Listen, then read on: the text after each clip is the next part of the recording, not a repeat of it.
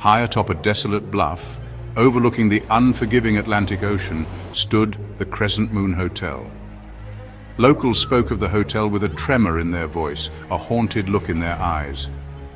Built in the twilight of the Gilded Age, the Crescent Moon had once been a beacon of opulent escape. But time twisted its narrative, transforming it from a sanctuary of luxury into a sepulchre of despair.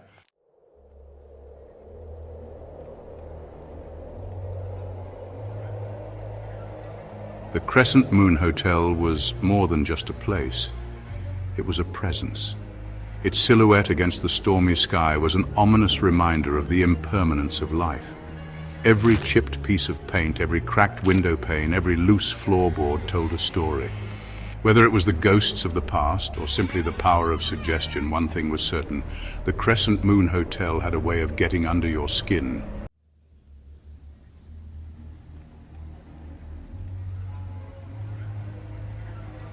Despite its sinister reputation, the Crescent Moon Hotel clung to a faded elegance. The grand ballroom, once alive with music and laughter, now stood silent, its polished wooden floor hidden beneath a layer of dust. The hotel's library, once a sanctuary for literary minds, was now a tomb of forgotten knowledge. Despite its current state of disrepair, there was a haunting beauty to the Crescent Moon's decay.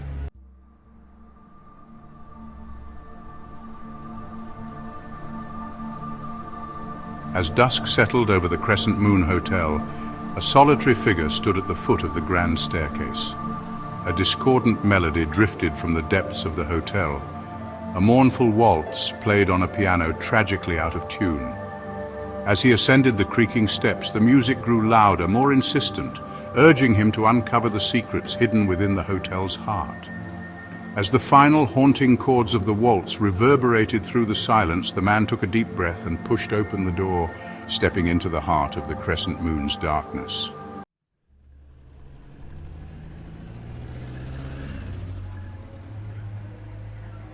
Rain lashed against the cracked windshield as Edward Crane, a private investigator, navigated his vintage Mustang up the windswept drive.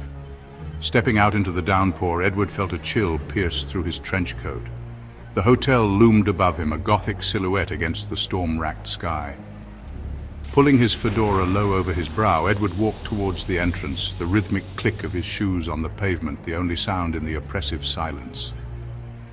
He paused at the threshold, his hand hovering above the tarnished brass handle, a shiver running down his spine. Taking a deep breath, he pushed open the door and stepped inside.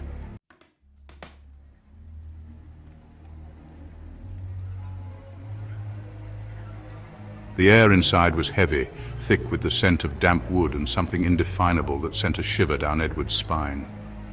Behind a massive mahogany reception desk, a lone figure sat hunched over a faded ledger. The man, skeletal thin, followed Edward's every move with an unsettling intensity. "Edward Crane," he said, his voice low and steady, cutting through the oppressive silence. "I'm here about the disappearance of Miss Amelia Hayes."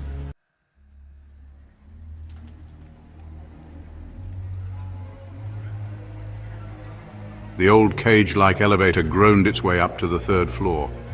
Edward stepped out onto the landing, the elevator clanging shut behind him, plunging him into near darkness. Room 303. The brass numbers on the door were tarnished, almost black. The room was sparsely furnished, with a four-poster bed draped in moth-eaten velvet. A writing desk cluttered with yellowed parchment. A vanity mirror that reflected nothing but shadows. Despite its emptiness, the room felt crowded, suffocating.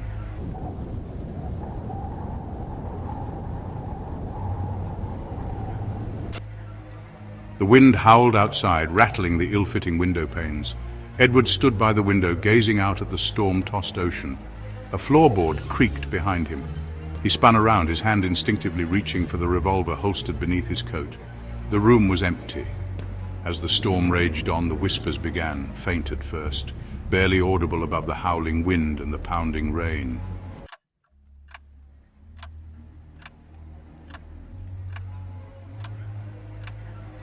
Sleep, when it finally came, was a restless, fitful thing. Edward sat up in bed, his heart pounding in his chest. He could feel it again, that cold spot underfoot and the oppressive sense of being watched. A shimmering figure materialized from the shadows. A young man with haunted eyes and a look of terror etched on his pale, translucent face. Ghosts didn't exist. And yet here one was, staring back at him with an accusatory gaze.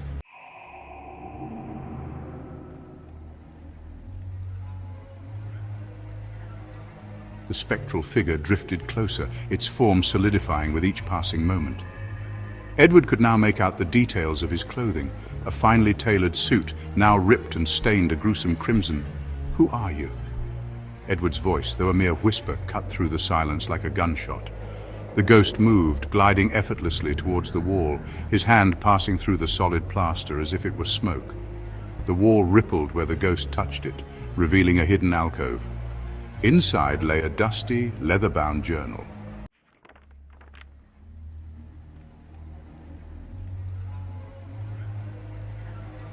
Driven by a force he couldn't explain, Edward retrieved the journal. Its pages, brittle with age, whispered tales of love, betrayal, and a darkness that chilled him to the bone. It belonged to Amelia Hayes, the missing artist he was searching for. Her words, filled with a haunting beauty and a growing sense of dread, painted a picture of a soul teetering on the brink of madness. Night after night she wrote of strange occurrences, of fleeting glimpses of spectral figures, of whispers that seemed to emanate from the very walls themselves. She wrote of a presence, dark and malevolent, that haunted her waking hours and invaded her dreams. Then one entry stood out, chilling Edward to the core. Amelia wrote of a vision, a premonition of her own demise. She described a figure tall and imposing, shrouded in shadows, with eyes that burned with an unholy fire.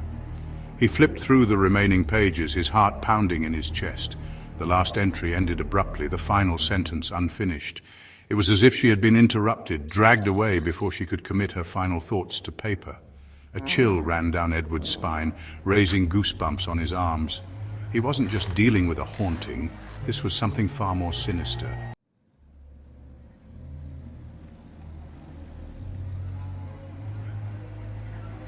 Days turned into nights, each one blurring into the next as Edward delved deeper into the mystery of the Crescent Moon Hotel.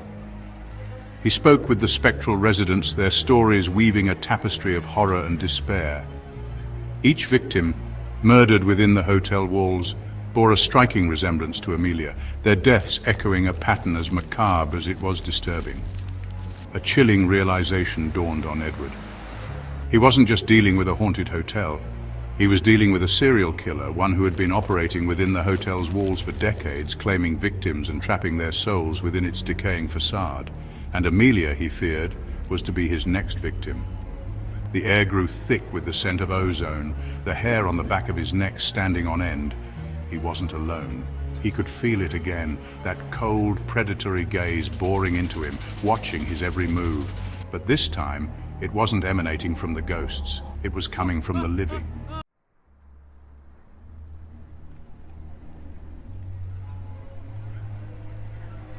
Panic surged through Edward, an icy grip squeezing his heart. He had to get out, had to warn Amelia.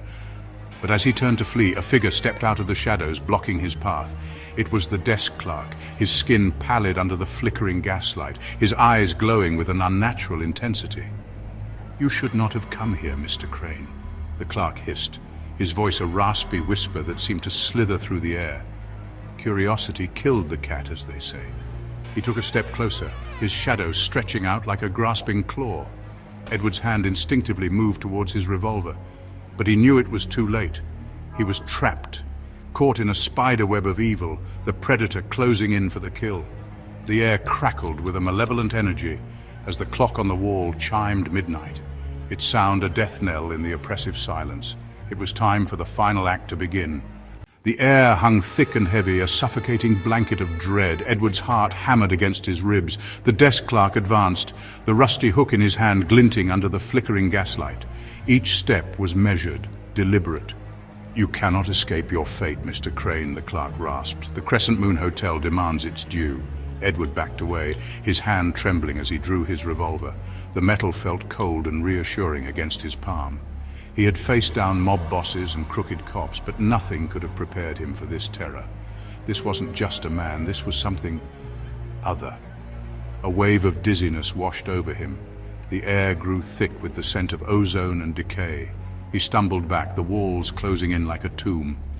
"You are already ours," the clerk hissed, his form shimmering, distorting. The rusty hook in his hand pulsed with a sickly red light. "Join the others, Mr. Crane. Become a part of the Crescent Moon, forever."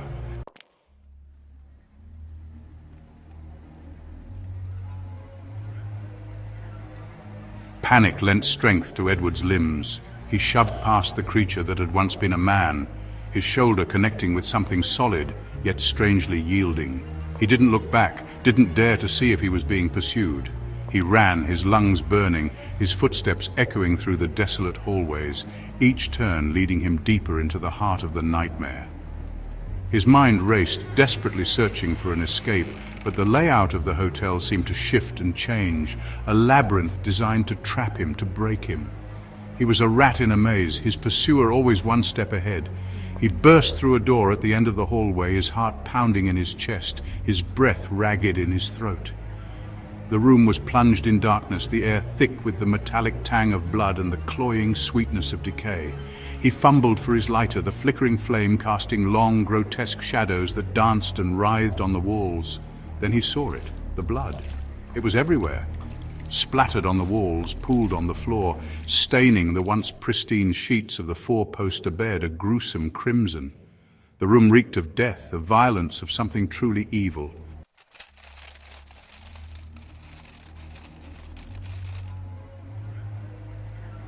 Edward's stomach churned, bile rising in his throat.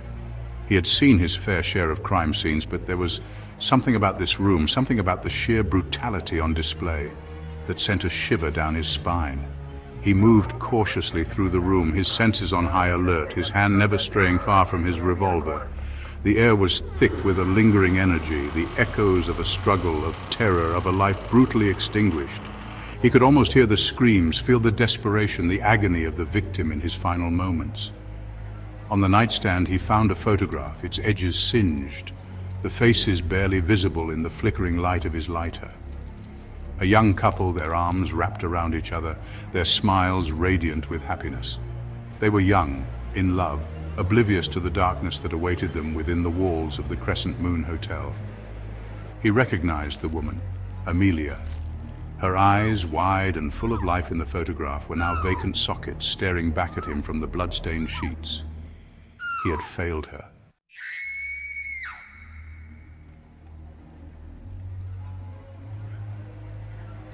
A cold, calculating voice cut through Edward's despair, shattering the silence like a gunshot.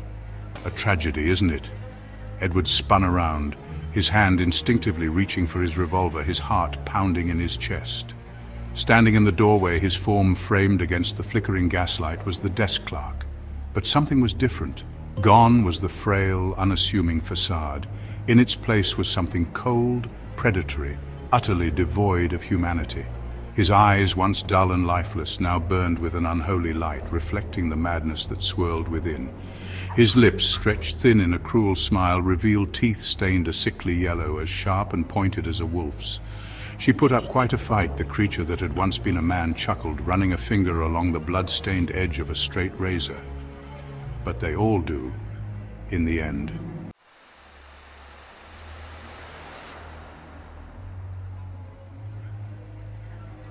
Edward felt a surge of rage, pure and primal, coursing through his veins. He had spent his life chasing shadows, confronting the darkness that lurked in the hearts of men, but nothing could have prepared him for the sheer depravity he saw in front of him. "You're insane," Edward growled, his voice hoarse with anger and disgust. "Insane!" The creature laughed, a high-pitched, chilling sound that bounced off the blood-stained walls. "No, Mr. Crane, I am the Crescent Moon Hotel, and you are about to become a part of me." The air crackled with a malevolent energy as the creature lunged, the straight razor glinting in the dim light. Edward reacted instinctively, his years of experience kicking in. He sidestepped the attack, bringing his own weapon to bear. The gunshot echoed through the hotel, a deafening roar in the oppressive silence.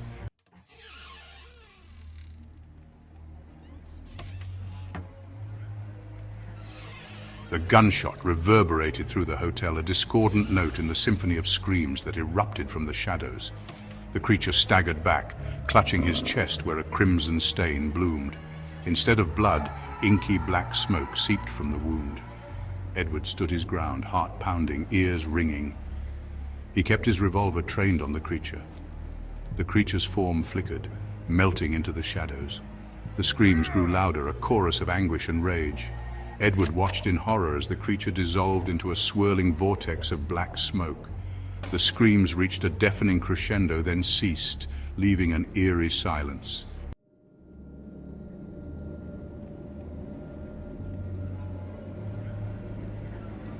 The air hung heavy, thick with the stench of ozone and the lingering presence of evil. Edward lowered his revolver, his arm trembling with exhaustion. The adrenaline that had surged through him just moments ago drained away, leaving him weak and shaky. He had survived, but at what cost? He glanced down at the blood-soaked floor. The image of Amelia's lifeless eyes seared into his mind. He had failed to save her, just like he had failed to save all the others who had fallen victim to the darkness that permeated the Crescent Moon Hotel. A wave of nausea washed over him, and he stumbled back, leaning against the wall for support. He closed his eyes, willing himself not to vomit. The stench of blood, of decay, of something ancient and evil clung to him like a shroud. When he opened his eyes again, the shadows in the room seemed to pulsate with a life of their own, twisting and writhing like tormented souls.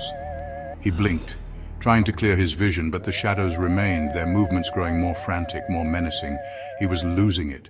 He had stared into the abyss for too long, and now the abyss was staring back.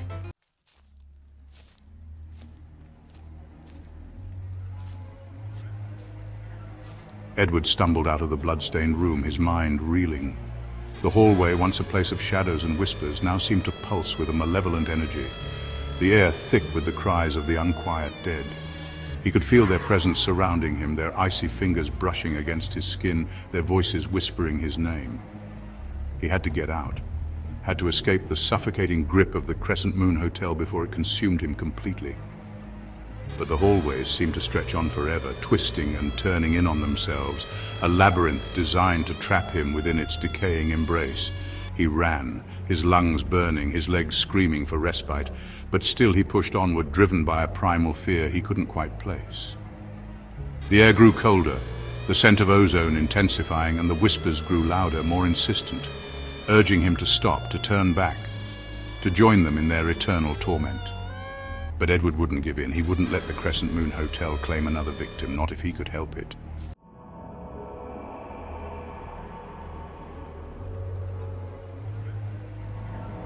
The first rays of dawn pierced through the grimy windows of the Crescent Moon Hotel as Edward finally stumbled out into the cool morning air. He gasped for breath, his lungs raw, his body trembling with exhaustion. He had escaped, but the ordeal had left its mark on him, etching itself into his very soul.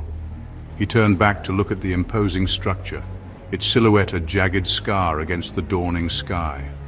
The Crescent Moon Hotel stood silent now, its secrets locked away behind its decaying facade. But Edward knew the truth. He had seen the darkness that lurked within its walls, had felt its icy grip on his soul. The wind howled through the skeletal branches of the cypress trees, carrying with it the faintest of whispers. Were it the voices of the dead, bidding him farewell?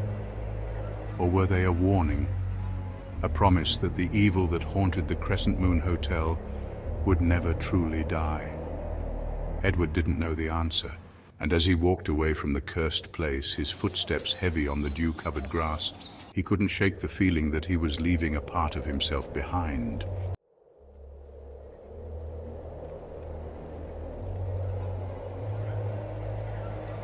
The Crescent Moon Hotel still stands, a brooding monolith overlooking the crashing waves of the Atlantic. Locals still whisper tales of its dark history, of the lives claimed within its walls, of the souls forever trapped in its decaying embrace. Tourists, drawn by morbid curiosity, still book rooms, seeking a thrill, a brush with the supernatural.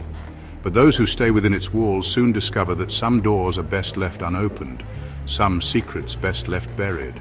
For the Crescent Moon Hotel never truly forgets. It remembers every guest, every whisper, every scream, and it waits, patiently for the next soul to claim.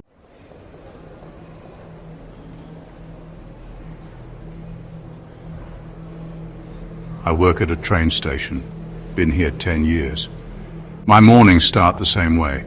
I get in before sunrise, step inside while the floor's still cold, and unlock the ticket booth. The station's quiet then.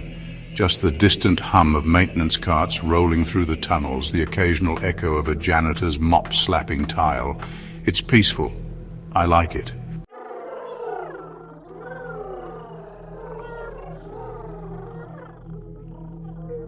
Selling tickets isn't hard. Most people already know where they're going. They slide their money through the window, ask for a return trip or a one-way, barely look up when I tell them the price. I hand over the ticket, they take it, and then they're gone. Some mumble a thanks, some force a polite smile, but mostly they're distracted, checking their phones, yawning into their sleeves, already thinking about the next place they need to be.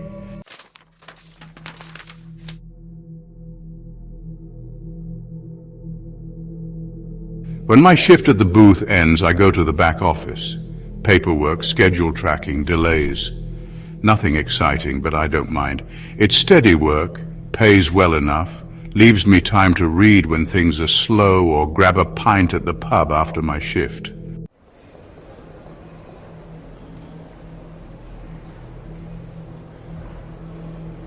But the best part of my job is watching people. Not in a weird way, you know, just observing. I like to imagine stories about him. The man in the wrinkled suit, loosening his tie as he stares at the departure board. Bad day at the office, maybe.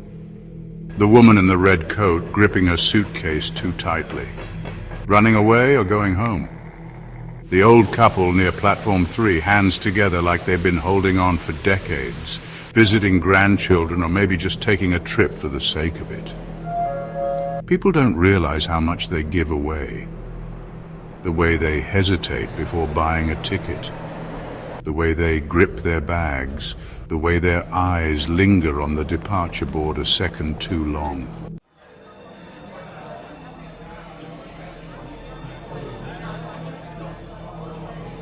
Sometimes when I'm at the pub, I share the best ones. My friends listen, shake their heads, tell me I should have been a writer. I don't tell them the real stories, the ones I've collected over the years, the ones that aren't made up. This train station isn't normal. Most people don't notice. It's the biggest station for miles, always busy, always moving, a midway point for thousands of travelers every day. They pass through, catch their trains, move on, but they don't work here, they don't stay, and that's the difference.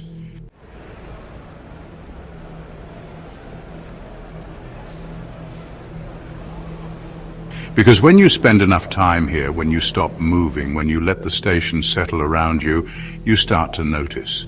You start to see the things that don't fit. This place was never meant to be a train station. A few hundred years ago, when sickness swept through the country like a fire that wouldn't burn out, the dead outnumbered the living. There were too many bodies and not enough graves. Cemeteries overflowed. Morgues shut their doors. Families died in their homes, left to rot where they lay because no one dared touch them.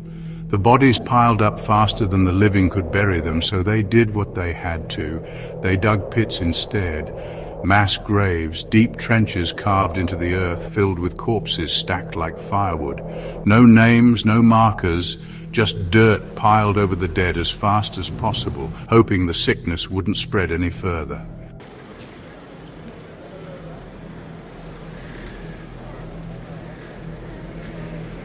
A city built on top of bodies. Years passed. The land settled, the city grew, and when they needed a train station, this was the land they built it on. They paved over it, laid concrete thick and heavy like a coffin lid, built the platforms, the tunnels, the waiting areas. The bodies were too far down to matter anymore. It was all history by then, sealed up, forgotten, but it wasn't gone. Bad things have always happened here. People don't notice because they don't stay long enough to see it. But when you work here, when you spend your mornings and nights inside these walls, you start to understand.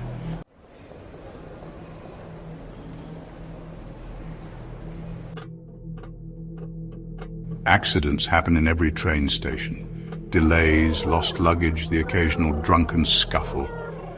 That's normal, expected. But here, things go wrong in ways that don't make sense. Management explains it all away. Human error, misplaced records, forgotten belongings. That's just how it is, they say. But the ones who work here know better. We share those stories in the break room over coffee. Sometimes we exchange them at the pub over a drink at the end of a long shift. I've collected plenty of stories over the years. Some are worse than others. Some I try not to think about before bed. And I share them when I get the chance. Stories are meant to be told. They always have been. Some pass the time, others teach lessons. And right now we've got time. Trains don't always run on schedule, and yours seems to be running late. So while you're here, let me tell you a few. The best ones stay with you.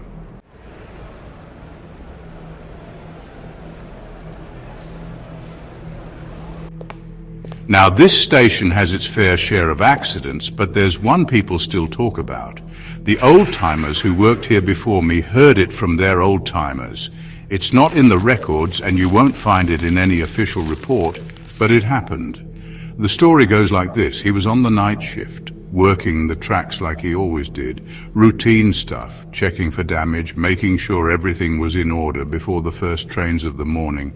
Nobody saw exactly what happened, but the best guess is he leaned too far over the rails at the wrong time. Maybe he dropped something. Maybe he just wasn't paying attention. A train came through, fast, too fast, and that was it. They found his body spread by the tracks, his uniform soaked through, his arms still reaching like he'd been searching for something in the dark.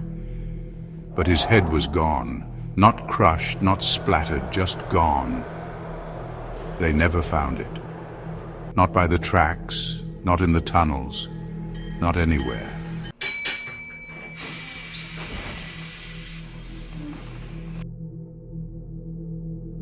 The station shut down for a month after that. Officially, it was for maintenance and safety upgrades. Unofficially, the higher-ups were trying to keep the press from digging too deep. Reporters still swarmed the place, snapping photos, chasing rumors. The worker's family was paid off, told to keep quiet. A tragedy, they called it, a freak accident. Then the station reopened, too soon if you ask me. It was too important to stay closed. This place is a central hub, moving people and goods across the country. Shutting it down any longer would have meant lost money, political backlash, a mess that the people in charge didn't want to deal with. So they threw up some new signs, slapped fresh paint on the walls, and acted like nothing had happened. But people remember. And late at night, when the station quiets down, when the last of the crowds have gone and only the night workers remain, he comes back.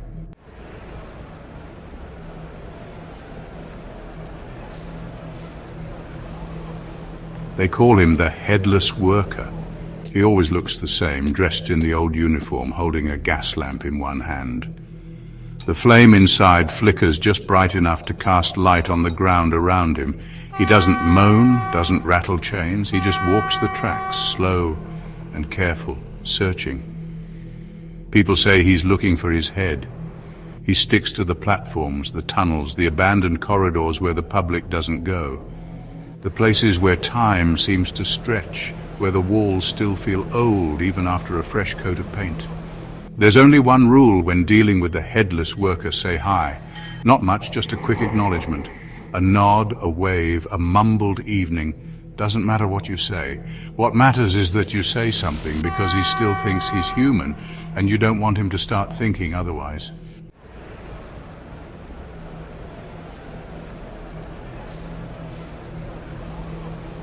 Most people never see him. The station's too busy during the day, too crowded with rushing footsteps and train announcements echoing overhead.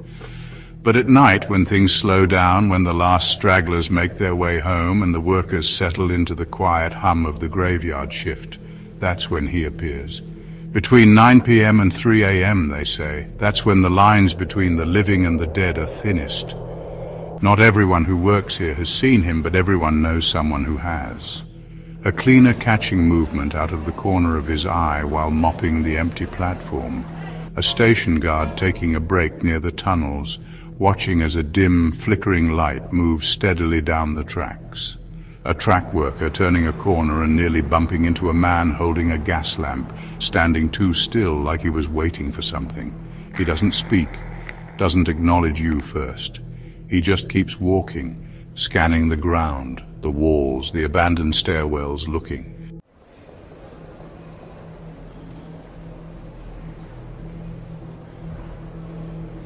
People who don't know better try to avoid him, ducking their heads, stepping out of his way, pretending not to notice.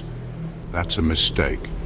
A few years back, a new hire on the night shift thought it was all a joke, said he didn't believe in ghost stories, laughed when the older workers warned him. One night he saw the flicker of a gas lamp in the distance and turned his back, kept his head down, didn't say anything.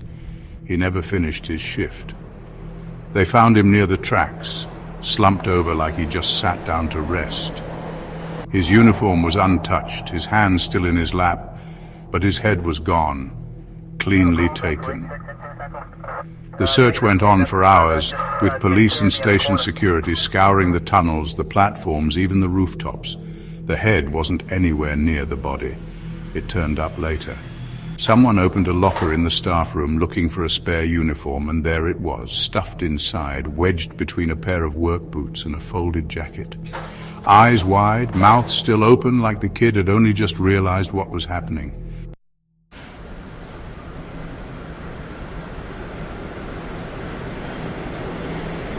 Management shut the station down for the night. That was as much as they were willing to do.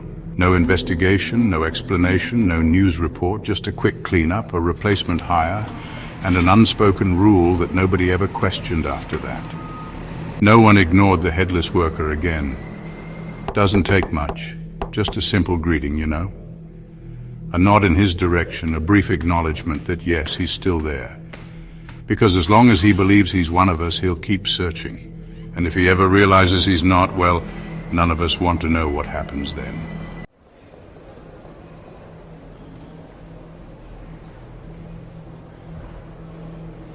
There's something else you should know.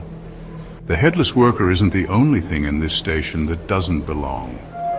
Most people don't notice it at first. It blends in during the day, standing right in the center of the main landing where all the walkways intersect, where the schedule boards hang overhead, flicking between arrival and departure times.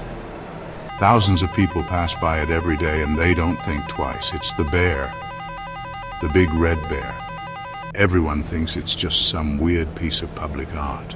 A giant teddy bear, bright red, standing on its hind legs like it's waving to the crowd. Its head nearly touches the ceiling. Its oversized arms stretched out wide like it's waiting for a hug.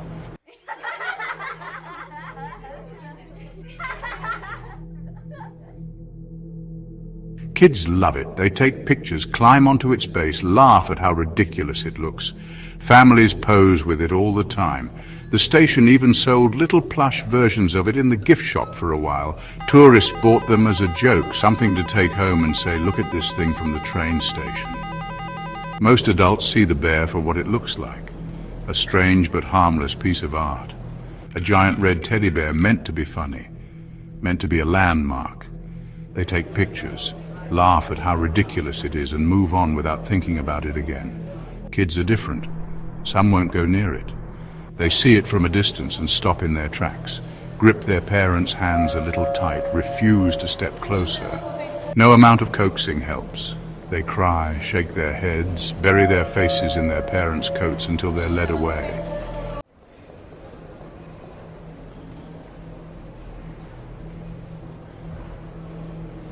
Then there are the other kids, the ones who don't just see the bear but seem to recognize it. They don't laugh at it, they don't point at it like it's a joke, they wave. Not the way kids wave at statues or mascots, big, exaggerated movements. No, this is different. It's small, personal, like they're waving to a friend they know, a friend they've spoken to before. And sometimes they whisper to it. A few years ago, a little boy, 5 or 6 at most, was standing at the base of the bear, staring up at it while his mother checked the train schedule. He leaned forward, cupped his hands around his mouth, and whispered something into the fabric. Then he giggled. He walked back to his mother, tugging at her sleeve. "It's okay, Mum. He won't take me," he said. She barely looked up from her phone, just nodded, grabbed his hand and kept walking. But the bear was facing a little more to the left the next morning, just a small shift, barely noticeable, the kind of thing most people wouldn't think twice about, but those of us who work here, we've noticed.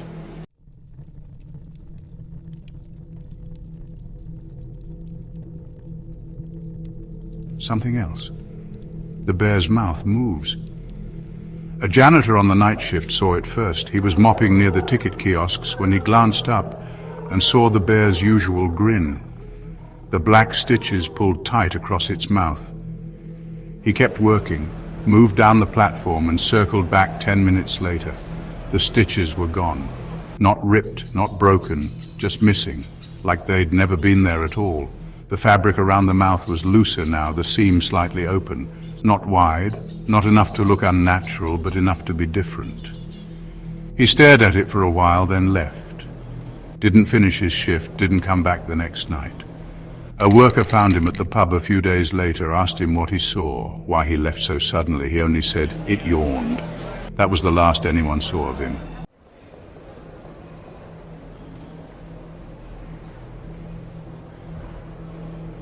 Still, the bear's always been popular with kids.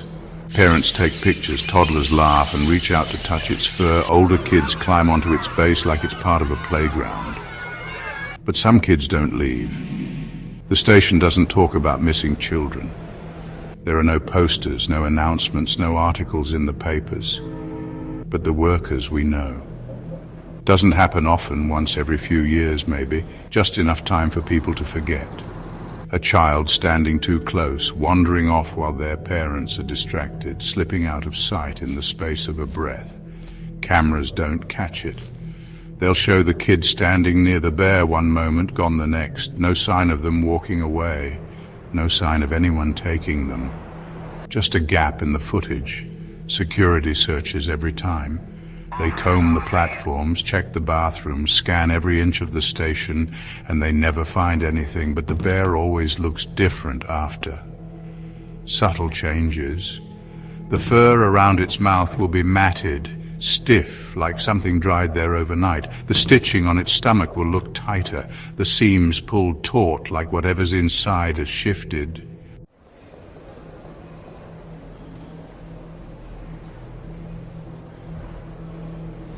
A few days later, a maintenance crew comes through. The bear's cleaned, the fabric brushed, the stitching reinforced. By the time the weekend crowd rolls in, it looks the same as it always has. Then things go back to normal, until the next child disappears. The maintenance crew was first to open it up, you know. It was one of those disappearances late at night when the station was mostly empty. The bear had started looking worse, fur stiff and discolored, stitching along its belly coming loose.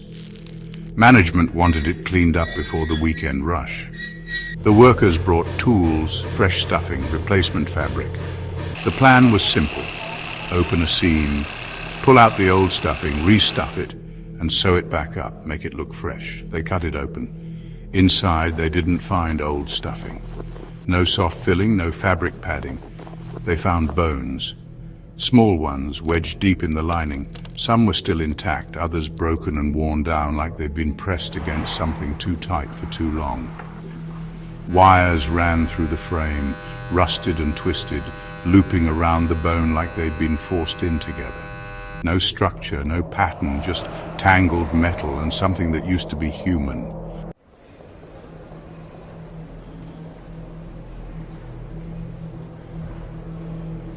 They didn't call the police, not officially. The workers who were there don't talk about what happened next. Some quit, others kept their heads down and finished their shift. The bear was stitched back up before morning. The next day, a new coat of paint was applied, just enough to brighten the faded red. By the time the crowds returned, nothing had changed. So here's my rule. Find your platform and keep moving. If you see a child staring at it for too long, take them by the hand and walk away. Do not give it a reason to notice you.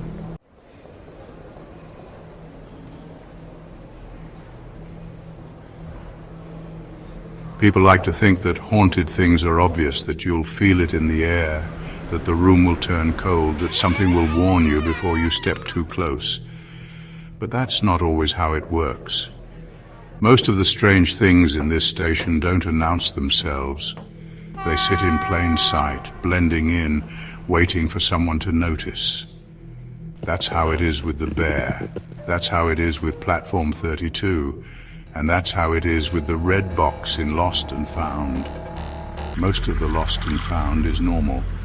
Umbrellas left behind on rainy mornings, scarves and gloves from the winter rush, forgotten shopping bags filled with cheap souvenirs. Someone's always leaving something behind, too distracted by their train schedule to remember what they were carrying.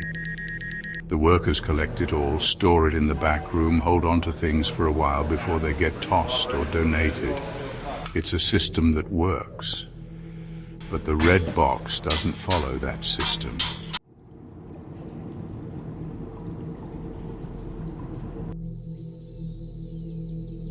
It's been here for as long as anyone can remember, tucked into the farthest corner of the shelves. A deep red wooden box, its paint faded with age, its surface worn smooth. Nobody knows who left it here or how long it's been sitting in that same spot, but it always has something inside. Sometimes it's small things that could be easily overlooked. A single shoe with its laces neatly tied, a rusted key that doesn't fit any of the station's locks, a vintage photo of a family standing in front of an old train smiling like they've got their whole lives ahead of them. Other times it's something stranger, a train ticket for a route that hasn't existed in decades, a pocket watch that still ticks though there's no way to wind it, a child's backpack filled with school books from a year nobody remembers. And sometimes there's money. A few bills, crisp and new, or coins so old their edges have worn smooth, their markings faded.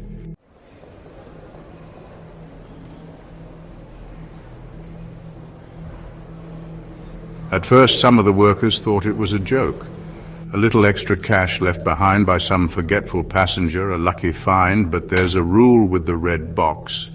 Make sure it's never empty. You can take what's inside, nobody's going to stop you.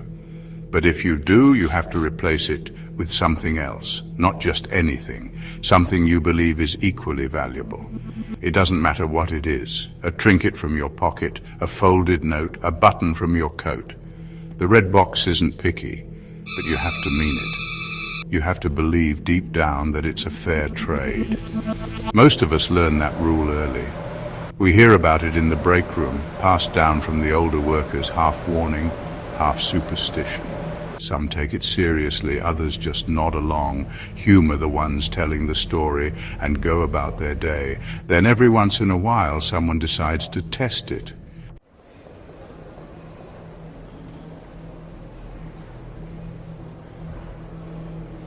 The last time that happened, it was a worker from the early morning shift.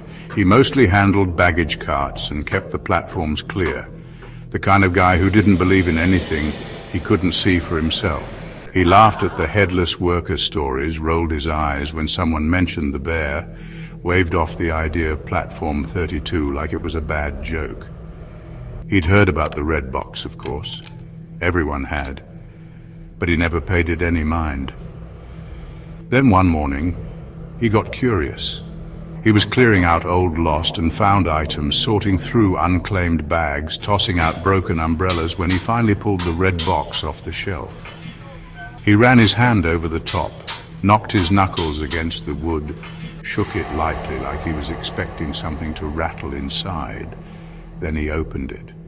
Inside, sitting perfectly in the center, was a $100 bill, crisp, clean, like it just come straight from the bank. He stared at it for a long moment. Then he laughed. A short, breathy sound, like he couldn't believe his luck. He held it up, turned it over, checked the serial number like he thought it might be fake. It wasn't. And he pocketed it.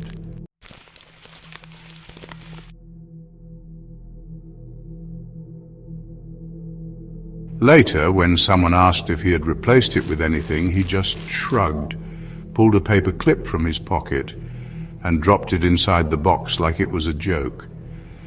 Nobody said anything, not out loud, but a few of the older workers shook their heads. One of them muttered something under his breath and refused to touch the box again. The worker didn't care. "Oh, come on. Just a box," he said. "Just free money sitting there waiting to be taken." 2 days later, he called in sick. At first, nobody thought much of it. People get sick all the time, a bad cold, a stomach bug, whatever was going around that week. Then he missed the next shift, and the one after that. By the end of the week, he wasn't answering his phone. Another week passed, no one had seen him, no texts, no calls, nothing. Nobody knew what happened to him, but no one touched the red box after that. That's the rule. Make sure the red box is never empty. And if you take something, you give something back.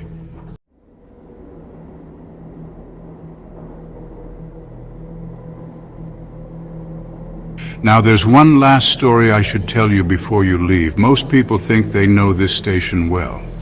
They memorize the layout, the platforms, the exits. They know where the best coffee stall is, where to stand to get on the emptiest carriage.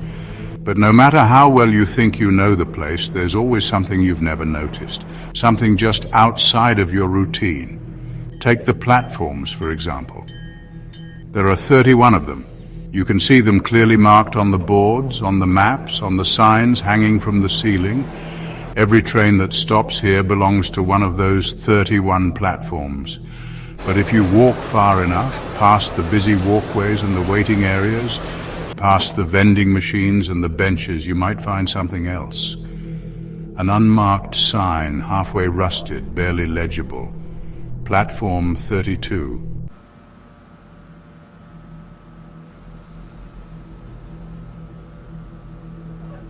It's not on any official map.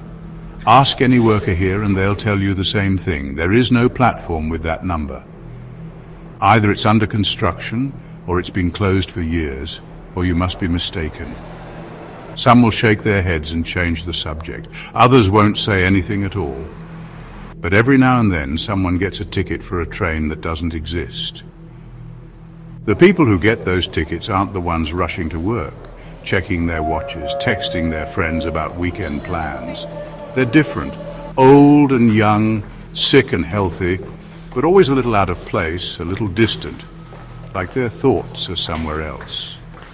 They go to the ticket booth, pay for their journey, and don't question it when they're handed a slip of paper with 32 stamped in neat black ink. If they notice that the number isn't listed on the board, they don't seem concerned. They walk through the station, take their time, and somehow, without looking lost, without asking for help, they find the sign. Then they're gone.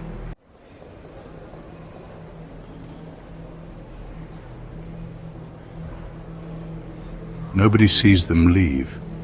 There's no record of a train arriving, no announcement over the speakers. Just a quiet part of the station where the light buzzes faintly, where the air feels still, where the sound of the crowd fades like a dull memory.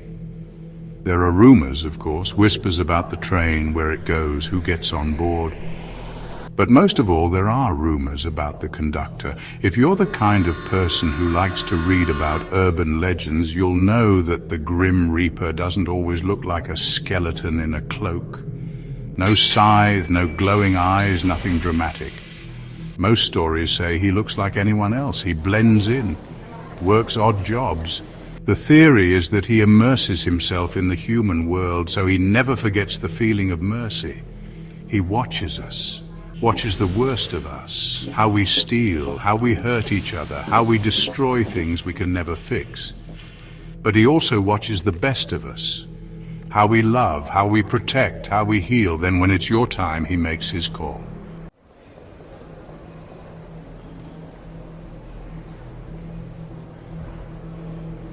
The station workers say that the conductor is the Grim Reaper himself, just another man in uniform doing another one of his odd jobs.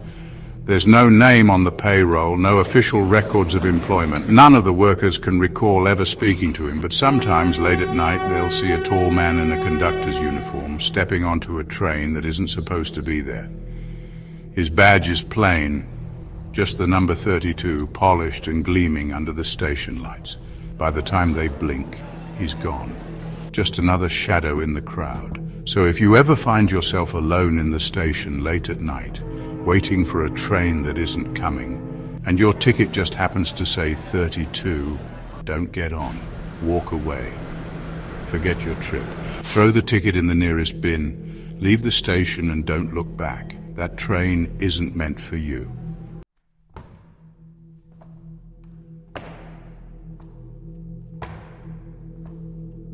Well, I guess that's it then. I have been here for a long time now. Same early mornings, same late nights. The schedules change, the crowds come and go, but the station stays the same. And you've been listening this whole time, and it seems like your train just pulled in. Before you go, remember the rules. They're simple, but they matter. Be respectful to the headless worker. If you see him, say hello and nod. Quick greeting, just enough to acknowledge him. He still thinks he's one of us, and it's best to keep it that way. Don't make him question it. Don't make him wonder. Never leave the red box empty. If you take something, you give something back. Doesn't matter what it is, as long as you believe, really believe it's worth a trade. If you don't, the box will decide what's fair, and you don't want that. Don't stand near the red bear after sunset. Keep your distance. Don't lean against it. Don't let your bag rest on its base. Don't linger for too long. If you have to pass by, walk quickly. And if you ever see a child staring at it for too long, take them by the hand and get them away. And lastly, if you ever find yourself holding a ticket for train 32, no matter how you got it, no matter where you were supposed to go, don't get on. Walk away. Forget your trip. Throw the ticket in the nearest bin. Leave the station and don't look back. That train isn't meant for you.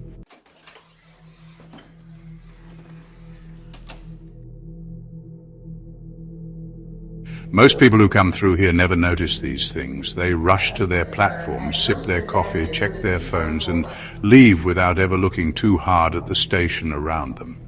That's good, that's safe, but now you know better. So take your bag, step onto your train, and go wherever it is you need to be. And if you ever pass through here again, I'll still be here, watching, listening, collecting stories. Maybe we'll meet again sometime, and I can tell you a few more. Till then, have a safe trip. Have a safe.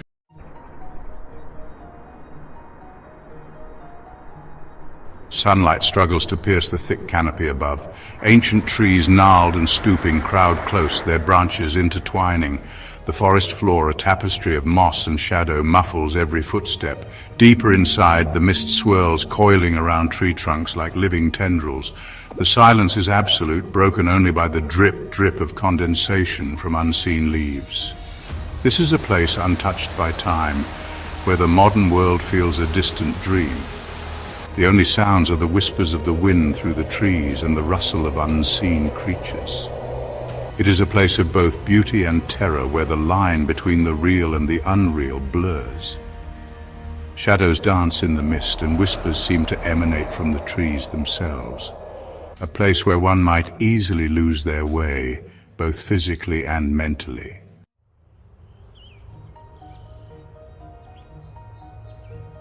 A narrow path winds through the dense undergrowth, barely visible beneath a carpet of fallen leaves.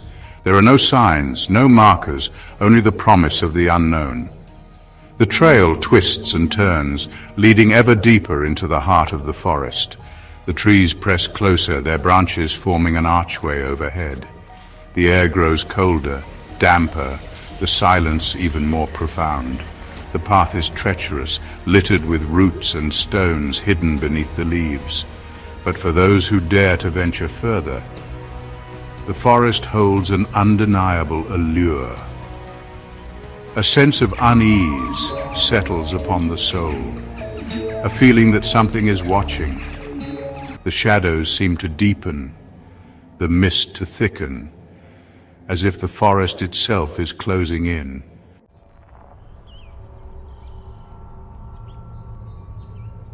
The mist muffles all sound, creating an unsettling silence. Beneath the natural sounds, there's something else. A whisper, faint and indistinct, carried on the wind. It's a sound that sends shivers down the spine, speaking of ancient secrets and forgotten things. The whispers grow louder, more insistent, coming from all around. They are no longer the sound of the wind, but of voices murmuring, chanting, calling. Fear, primal and instinctive, takes hold. The forest is no longer a place of beauty and wonder, but a menacing presence, alive and malevolent. The mist swirls and eddies, and for a moment a shape seems to form within it, a tall, gaunt figure with glowing eyes.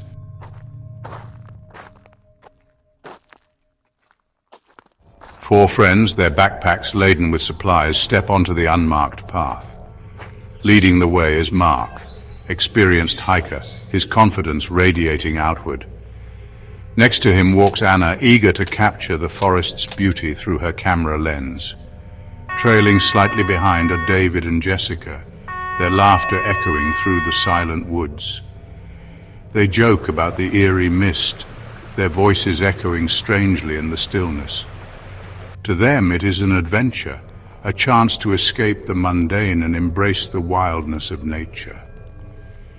They move deeper into the forest, the sunlight fading behind them, yet their spirits remain high, their laughter a beacon of life in the heart of the unknown. They are oblivious to the danger that lurks within the mist, to the eyes that watch them from the shadows.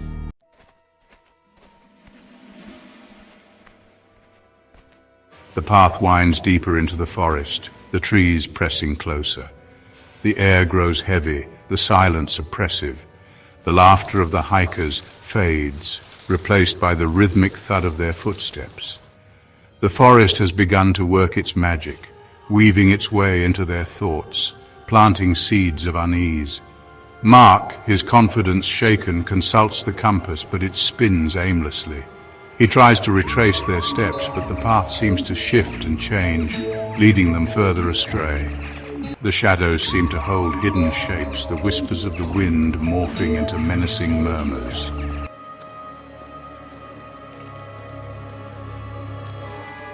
Panic begins to set in. The path, their lifeline back to the familiar, has vanished. They are hopelessly lost, trapped in a labyrinth of trees and mist. Mark, his voice strained, tries to reassure the others, but his words ring hollow. Anna clutches her camera, her knuckles white, her breath catching in her throat. David and Jessica huddle close, their faces pale, their laughter a distant memory. A twig snaps. They whirl around, their hearts pounding, but there is nothing there. They are being watched, hunted, and the forest itself seems to hold its breath.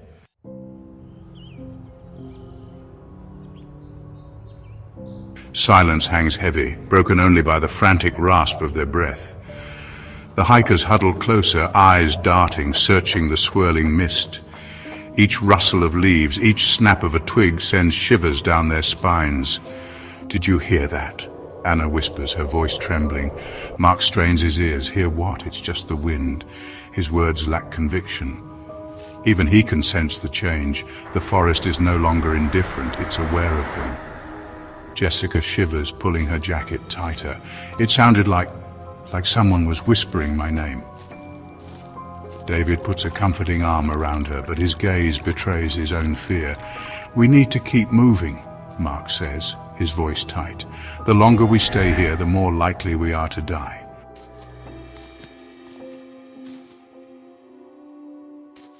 They push through the undergrowth, branches snagging at their clothes.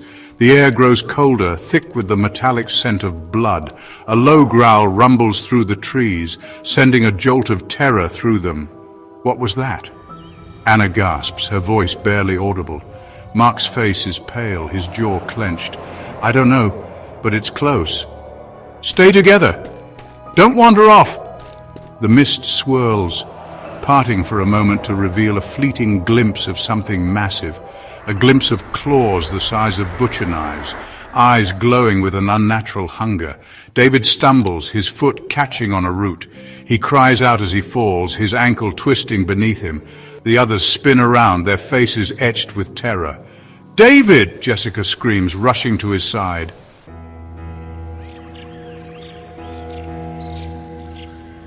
The growl erupts again, closer this time, shaking the ground beneath their feet.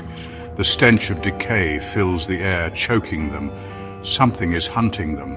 Mark grabs Jessica's arm. "We have to go, now!" A monstrous shape explodes from the mist, a whirlwind of claws and teeth. Jessica screams as it descends upon her, her cries cut short by a sickening crunch. "Run!" Mark roars, pulling Anna along. They scramble back through the undergrowth, their eyes wide with terror. They don't look back, they don't stop running. But the sound of their pursuer is relentless, the heavy thud of its footsteps drawing closer.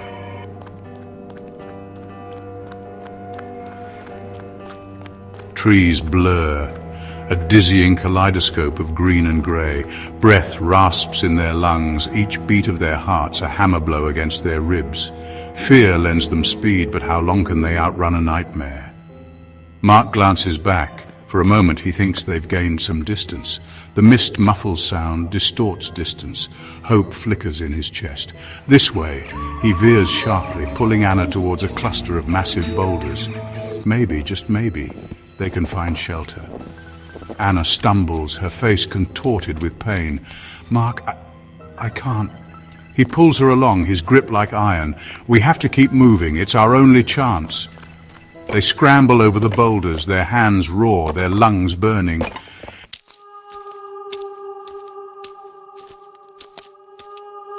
They collapse behind the largest boulder, their bodies heaving. The mist swirls around them, a shroud for their terror.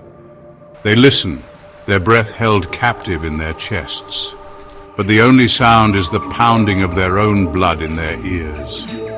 Mark peers cautiously around the edge of the boulder. The mist has thinned slightly. "We lost it," Anna whispers, her voice hoarse. Mark shakes his head, his eyes scanning the surrounding trees. "Don't let your guard down. It's not over yet."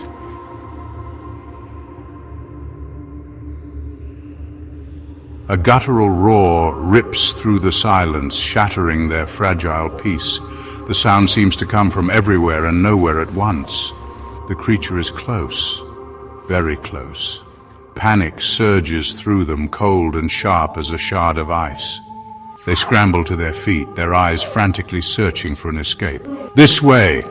Mark grabs Anna's hand, pulling her along a narrow gap between two boulders. They squeeze through the opening, their backpacks snagging on the rough edges of the rock. They emerge into a small enclosed clearing, the walls formed by towering boulders.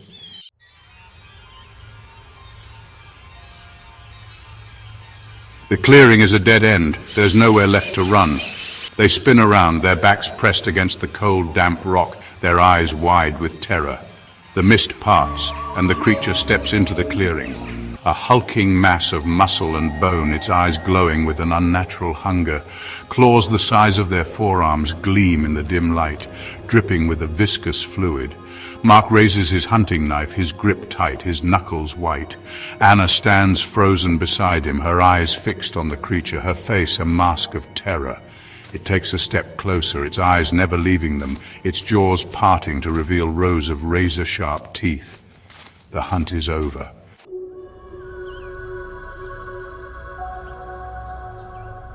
Adrenaline surges. Mark shoves Anna behind him. "Run!" he roars, his voice raw with terror. The creature lunges, a blur of claws and teeth. Mark barely has time to raise his knife before it's upon him. He cries out as claws rake across his chest, tearing through flesh and bone. Anna screams a high-pitched wail of pure terror. Mark crumples to the ground, his lifeblood staining the forest floor crimson. The creature towers over him, its jaws dripping with blood and gore. "Go!" Mark gasps, his voice a strangled whisper. "Don't look back, run!"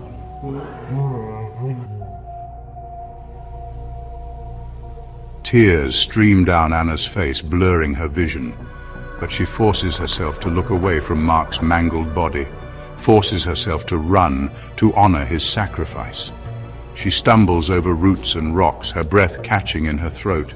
The camera, still clutched in her hand, swings wildly, capturing fleeting, nightmarish glimpses of the forest as she flees.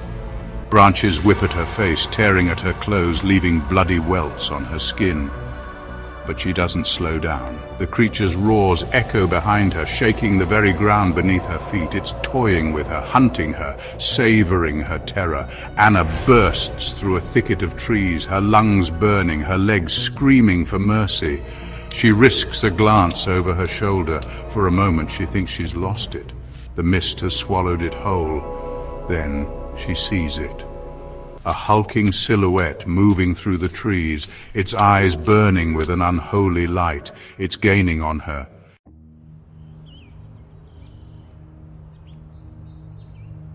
Hope gutters, cold and faint as a dying ember. Anna stumbles into a clearing, her legs giving way beneath her. She falls to her knees, her chest heaving, her vision swimming. The creature stalks into the clearing, its massive form casting a long dark shadow across the forest floor. It circles her slowly, its eyes never leaving her, its jaws working silently, tasting her fear on the air. Anna cowers on the ground, her arms raised defensively. She knows it's over. There's nowhere left to run, no escape from the nightmare. The creature lowers its head, its hot, fetid breath washing over her. She can smell the blood on its breath, the stench of decay clinging to its fur. It opens its jaws wide, revealing rows of razor-sharp teeth, stained crimson with the blood of her friends. Anna closes her eyes, a sob escaping her lips. This is it. This is how she dies. Alone and forgotten in the heart of a nightmare.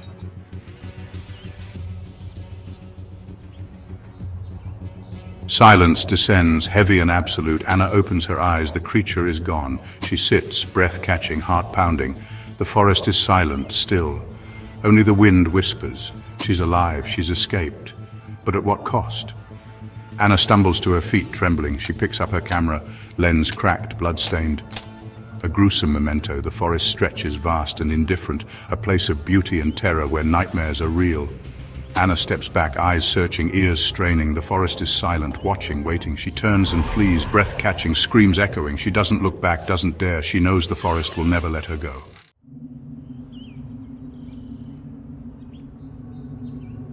The forest stands, ancient, unyielding. The mist swirls, a shroud for the secrets buried beneath, whispers on the wind, a reminder of horrors past. The path is gone, swallowed by the undergrowth. Only the silence remains, broken by rustling leaves. The forest has claimed its victims, their laughter, their tears, all silenced now. Only their bones remain, scattered amongst the trees. The forest waits, patient, ever watching, for the next unwary soul to wander from the path, to become another victim of its embrace, another offering to its insatiable appetite. The silence is a lie. The forest is never truly silent, always listening, always watching. The mist swirls, obscuring the setting sun. Darkness falls and the forest sleeps, but its nightmares are just beginning.